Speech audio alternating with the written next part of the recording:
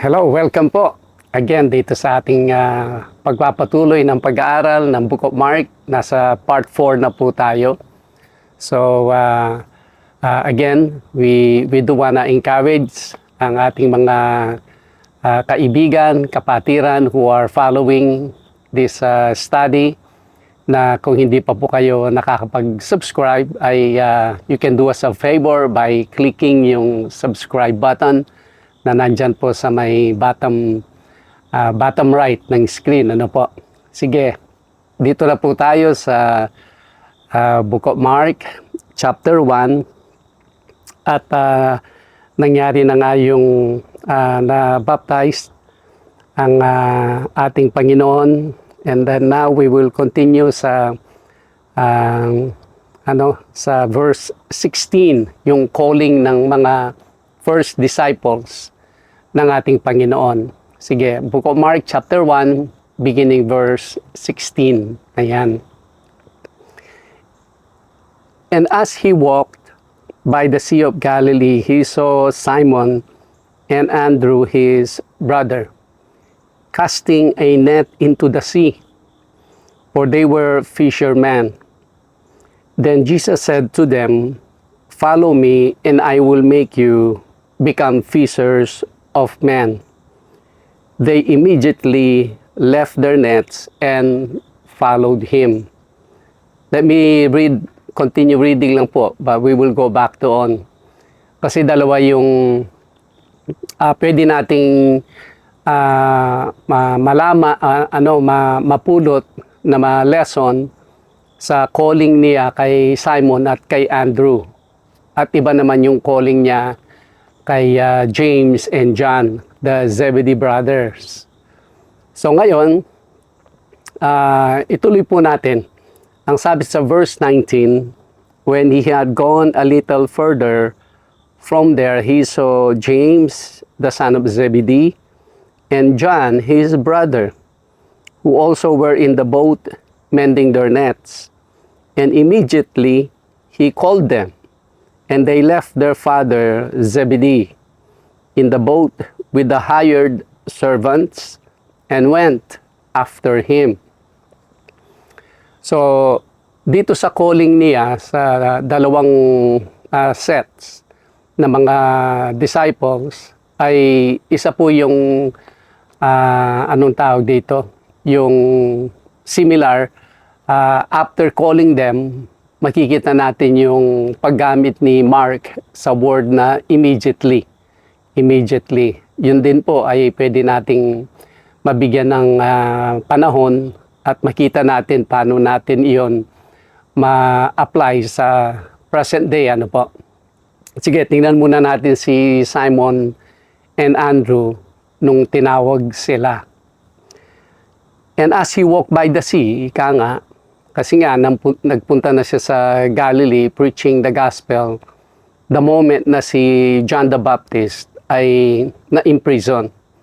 At doon nakakuha din po tayo ng mga lessons, mga life lessons na pag humirap ay dapat doon pa pumahayo.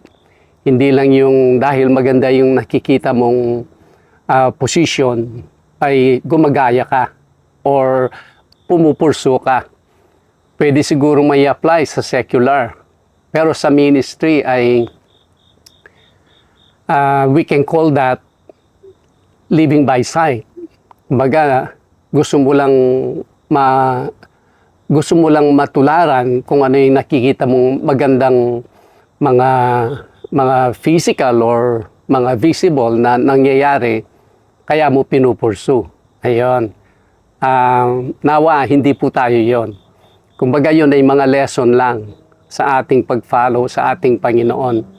Ang ating Panginoong Jesus, even Yeshua, nung humirap, kumbaga nung kinulong yung isang taong the same, yung kanyang agenda, ay siya naman ay itinuloy niya yon. Kaya ngayon nasa by the Galilee na siya, sa Galilee na siya, preaching the gospel, kumbaga itinuloy niya yung sinimulan ni John the Baptist. Ito ngayon, magre-recruit siya ng mga disciples niya.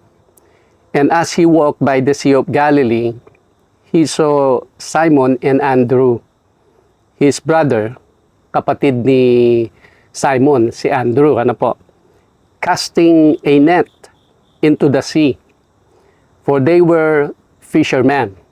Mangingisda ang magkapatid. Then Jesus said to them, "Follow me, and I will make you become fisher of men." So, yun po ang invitation ng ating Panginoon sa magkapatid. Kasi sila nga ay fishermen, ibig sabihin mga taong nanghuhuli ng isda. Sabi niya, "Follow me, and I will make you a fisher." Sabi niya, fishers of men. Fishermen sila, ang ginagawa nila ay they fish. Kumbaga, they catch fish. But this time, they will catch men. Well, tingnan muna po natin yung trade ng mga fishermen.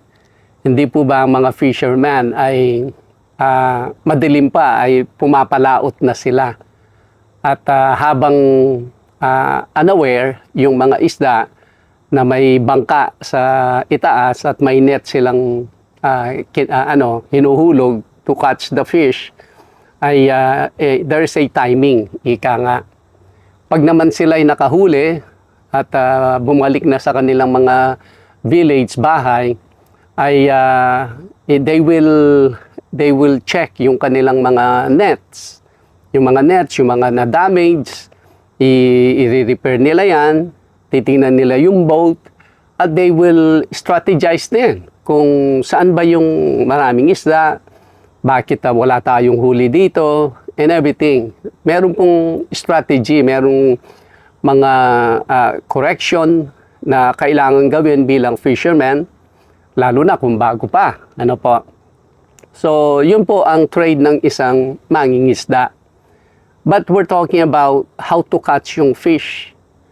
Ang sabi ng Panginoon, "I will make you fishers of men." So this time, mga tao ang ikakatch ninyo. And they followed Him. So tingnan natin how to be a fisher of men. Tama, fisher of men. Kumbaga yung men na ngayon. Well, tingnan natin kung paano natin may apply yung pag-catch ng fish sa pag-catch ng tao. Pag tayo po ay nag-share ng gospel, tendency, yun mismo ang ating magiging experience and observation.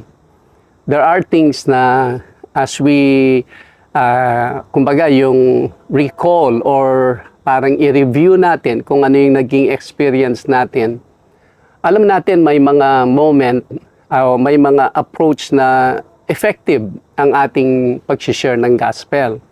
Meron naman yung parang napasobra yata ako doon sa too much information pero wala namang proposition or walang application or napasobra yung material ko na nalunod ang mga audience ko sa knowledge pero wala naman yung paano nila may apply sa kanilang mga buhay, etc. Or masyado akong agresibo dun sa taong yon, mukhang fragile siya.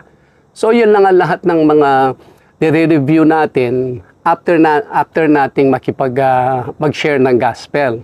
So that is the planning time, strategy natin. Strategize kung paano natin ma-share ang gospel. Meron naman yung after natin mag-share ng gospel ay talagang panlalait, nireject nila ang ating pag-share sa kanila and everything. So yun din ay dapat may observation. Sabi nga ng Panginoon, bilang Kristiyano, be wise as a serpent and harmless as a dove. Ibig sabihin, sa ating mga pagkilos, sa ating paghahayo, pag-share ng gospel, whether sa family member natin, sa kaibigan, or sa mga tao, o even sa isang given podium or stage, pag tayo'y mag-share, especially sa mga nagsisimulang mga pastor, okay? Kung tayo po ay nagsishare ng gospel, okay, sa Bible study na lang. Pag tayo po ay nagsishare ng Biblia sa harap ng mga tao, ay we have to read kung ano po yung how the people receiving ang gospel. Para the next time, i-improve natin ang ating mga sarili. O, lalo na kung you have the same audience. Let's say, home Bible study. Every time na magpunta po tayo, ay ina-adjust natin ang ating mga sarili. That is the strategizing. Iyon ang planning. Every post-study. Parang ang mga fisherman, after nilang mangisda, pagbalik, ay meron silang ginagawa. Hindi lang yung pag-uwi nila, tulog, and then pagising nila, hayo na naman. Hindi. Meron po silang ginagawa. Meron silang pagre-repair. Di po ba? I-repair nila yung nets. I-check nila yung kanilang mga bangka and everything. Ganun din po sa atin. And most of all, pag tayo ay after nating mag-share ng gospel, it's not, I don't care kung ano man yung naging outcome doon. Dapat we care. Dapat ano po tayo yung anong tawag doon sa word na yon, yung concern tayo kung ano yung naging impact sa tao sa ating pag-share. And most of all, like I said, dapat ay itinataas natin, binababad natin sa prayer kung ano man po yung naging engagement natin. Para yung word na kanilang narinig will penetrate ang kanilang mga puso, will go with the person's mind hanggang sa panaginip niya, para eventually sila din ay i-consider nila ang gospel sa kanilang buhay, ang ating Panginoon sa kanilang buhay. Ayun, kaya yung I will make you a fisher of men, isang mangingisda, sasabihin, hindi siya mag-change ng course, hindi siya mag-change ng routine, hindi siya mag-change ng practice. Kumbaga, i-change niya lang kung kanino niya ito i-apply. Yes? So, yun ang magiging transition kina Simon and Andrew. Si Simon, si Peter din po kasi yan eh.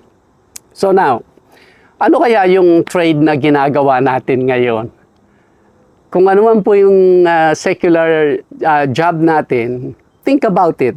That you do that so well. Kung kayang yan ay i-transfer natin sa pag-share ng gospel, I believe marami sa ginagawa natin sa secular and everything, pag sinyift mo yan, sa how you can share the gospel effectively, I believe marami tayong madadalang mga bagay sa ating secular occupation na madadala natin sa pag-share ng gospel. For me, myself, ibig ko po sabihin, ay ang dami ko pong looking back, yung naging occupation ko, ay marami po akong nadala dito sa when I started sharing the gospel. Kayo din po.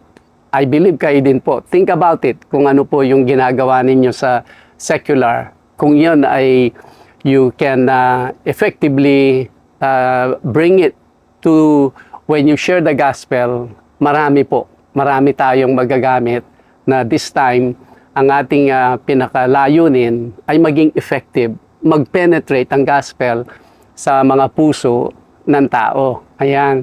And also, I talk about yung may mga nagre-reject, mga nambabastos sa atin, na nalait.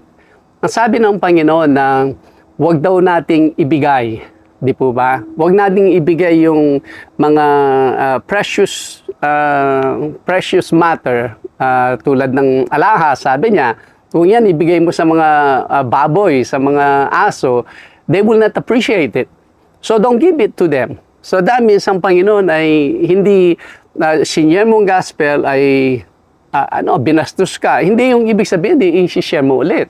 Dapat namimili ka rin ng tao, hindi dapat nare-repeat yung something na binastos na yung gospel or even tayo nung sinyer natin yung gospel. Ayun. So many adjustment every time we share the gospel. And when we do that, we become more and more kumbaga, yung expert sa ating ginagawa, lalo na sa pag-share ng gospel, ano po. Hindi po yung one way. Pag dineliver mo yung yung salita ng Panginoon, bahala ka na diyan. Hindi po dapat ganon. Dapat concern tayo. Dapat meron tayong ginagawa post encounter, yung post encounter ng after natin ma-share, whether sa one-on-one or sa group, ay dapat pag-uwi, we think about it, review natin, and then how we can become effective. Ang calling niya ng Panginoong Jesus, Yeshua, kay Simon and Andrew, ay yung this time, yung ginagawa ninyo, gawin din ninyo, but this time, you will catch men. Yun. Wala pong kaibahan. And then, sa verse 19, when he had gone a little further from there, he saw James, the son of Zebedee, and John, his brother. Magkapatid na naman ang tinawag niya, si James, at si John, who also were in the boat, mending their nets. Ito na, yung mending their nets, ibig sabihin, like I said, meron po yung na damage, na punit. Ayan, i-repair mo yan. I-repair mo yan bago ka hahayo. Para paghayo mo, you are ready to use that net para makakatch ng fish. Did you see the point po? Eto ngayon. And immediately, he called them, and they left their father Zebedee in the boat with the hired servants and went after him. Eto ngayon, sila din ay immediately ang sabi. Immediately. Na hindi po yung nagpalipas ng isang oras, isang araw, 1 week, or 1 year. Kumbaga yung pagkatawag ay sumunod na sila. Ang pagtawag po sa atin ng Panginoon, may timing po yan eh. Lalo na sa ating mga Kristiyano, ang dami po nating opportunity na matrain tayo. Kasi kung tayo po ay nag-a-attend sa isang church, sa isang Bible study, dapat ang intention natin hindi na in the religious, for the sake of religion. Hindi yung sasabihin mo sa sarili mo, ay okay, nakapag-attend na ako ng church. Pero you ask yourself, were you trained within that hour or two na pag-attend mo dun sa church? Where your knowledge increases or increased dun sa pag-attend mo? Kasi you spend an hour or two dun sa sa Bible study. O kaya sa church service na yon. Nag-increase ba? Na-train ka ba? Kung hindi ka po na-train, ay nagiging religious na lang tayo. Parang we are meeting our friends. We are meeting yung ating kaklik na mga group of people. Pero pagdating sa gospel, wala man. Wala man pong nag-increase sa atin. Why am I saying this po? Dahil the moment will come that the Lord will call us in more, kumbaga, a serious involvement sa kanyang gospel. Meron pong isang nag-a-assist sa akin noon sa Baguio na assistant ko. Nakikita ko yung pag-assist niya, maayos naman. Yung kanyang mga kilos, parang, kumbaga, yung sakto lang yung kanyang pag-assist, ganito. Pero nawawala yung initiative. Para bang ayaw niyang magkamali. Basta yung pinabiling ko, gagawin niya lang, pero yan yung magkamali. Wala akong nakikitang initiative kung ano yung magandang gawin. Ang sharing ko po sa kanya, ang sabi ko, huwag mong isipin na ang calling mo ay to assist me. That's not your calling. Right now, ina-assist mo ako. Nag-cross ngayon ang ating path. I can learn something from you and you can learn something from me. But prepare yourself. Someday, the Lord will call you. When the Lord calls you, then that's the moment na now you will do it on your own. Pero ngayon pa lang, dapat may initiative na. Dapat yun, Pastor, gawin kaya natin ito. Pastor, ito kaya. Dapat yun ang magandang naririnig sa taong may puso talaga sa ministry. na hindi lang yung playing safe para hindi magkamali. Pag ganun po ay, kumbaga sa pagkain, walang lasa eh. But anyways, hopefully yung taong yun is doing better. Pero makikita natin, sa training pa lang, parang sakto lang. Halimbawa, nag-attend ka sa church, o nakapakinig ka, nakita ka ni pastor, present ka, o dumaan yung offering basket, nagbigay ka. You did everything what you're supposed to be doing, pero hindi po nag-i-increase ang ating kaalaman sa salita niya. What happened when He calls us? Ano po? Kumbaga, darating ang araw, every one of us will receive a call sa ating Panginoon. Ang tanong ay, maging ready kaya tayo to immediately leave, abandon kung ano man yung ginagawa natin. Kasi this time, He wants us to involve something more serious. Kumbaga, something more full-time sa kanyang gospel. Since alam natin, malapit na yung rapture, second coming, kanyang pagbabalik, malapit na. Ito pong mundong ito, alam natin, it's just a matter of time.